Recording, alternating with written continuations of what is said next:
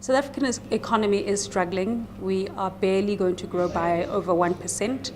And if you look at what analysts are expecting is anything between 0.5 and 0.7% GDP growth. So that just points to a weak economy. The other thing that points to a weak economy is the MTBPS, the medium-term policy budget statement, which revealed very negative numbers. We are more indebted than we thought we are.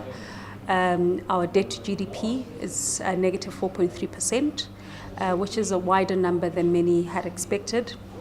Our revenue shortfall is 50.8 billion for this year, and it's expected to widen to closer to about 70 in 3 years' time.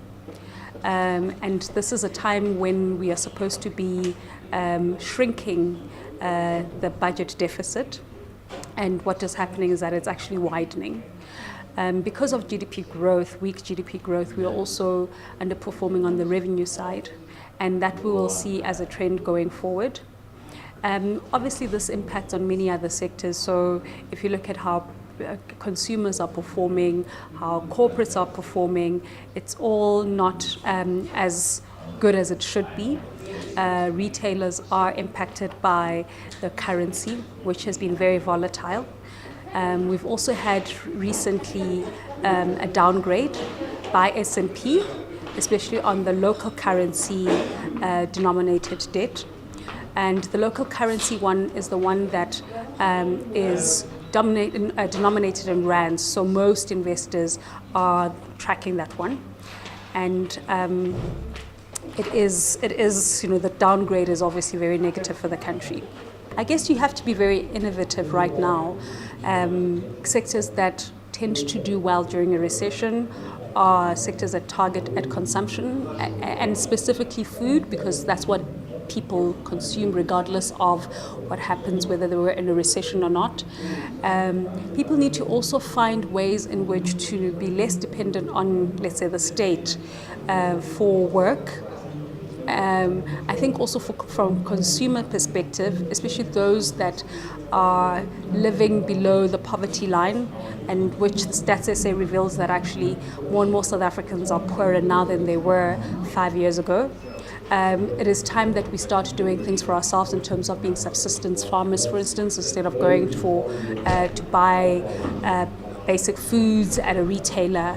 There's various ways that we can navigate this period of slow growth and become entrepreneurs, where you can generate your own capital and be less, I guess, reliant on the state for work or for tenders. I think that the fourth industrial revolution is a bit scary for me because it is being introduced at a time where the South African economy is not doing well. So when you're introducing disruptive sectors, that typically could lead to layoff of workers because you're mechanizing certain industries, and also we are lagging behind when it comes to research and development and also education. And some of these things are introducing, research and development reliant industries and industries that are reliant on maths and science, which we're not very strong at. So we need to obviously invest in maths, science, technology from early levels of education, so that these can have an impact on at least those students who have had exposure to these subjects and have excelled in it, can contribute meaningfully as adults to the fourth industrial revolution. The question is, will the fourth industrial revolution last that long for those of us who are coming out of a system that hasn't been very supportive and hasn't been very supportive of education to begin with? So it is very worrying. One solution I would give is that maybe we should adopt an African version of it. So where applicable, so that we don't become global laggards.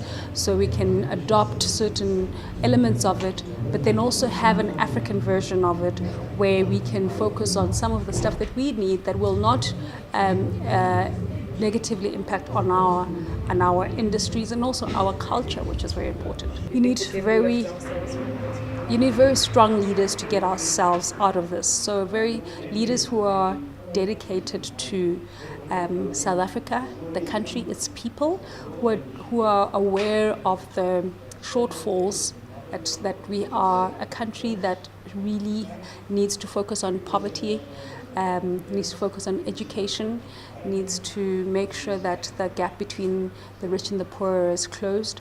So people who are dedicated to the country versus themselves. And if we do get those leaders, yes, we can turn the corner in terms of economic growth.